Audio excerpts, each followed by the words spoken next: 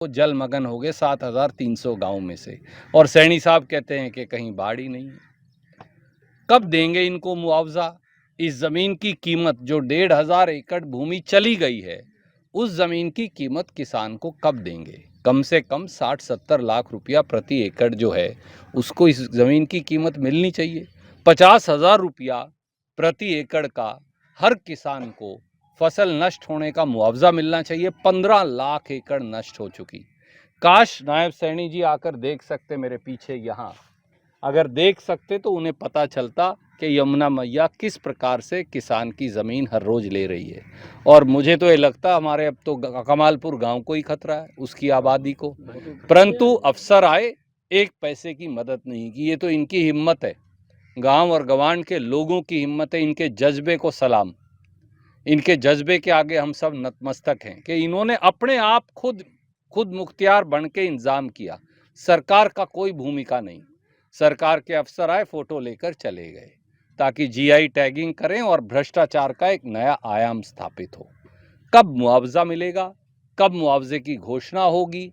50,000 रुपया प्रति एकड़ फसल का मुआवजा, 50-50 लाख रुपया एक एक मकान के अंदर नुकसान है। गरीब से गरीब आदमी के मकान में भी 2 लाख रुपए का नुकसान है।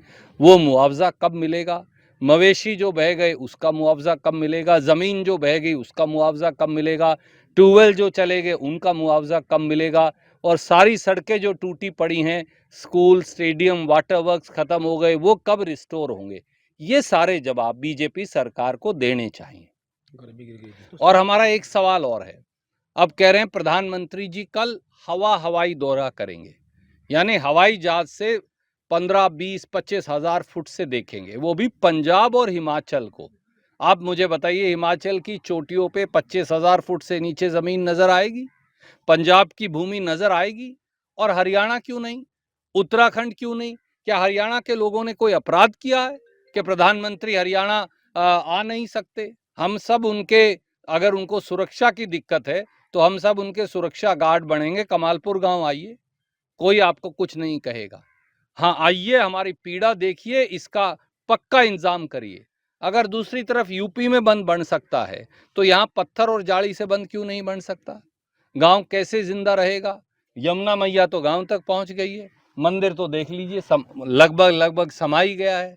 तो कैसे चलेगा प्रदेश और देश? मुख्यमंत्री को, जिनकी नाकारा और निकम्मी सरकार ने हरियाणा को यहाँ पहुंचा दिया, श्रीमान नायब सैनी को हेलीकॉप्टर से उतरना चाहिए और आकर यमुनानगर के एक एक खेत में जाकर वास्तु स्थिति देखकर मरहम लगाना चाहिए।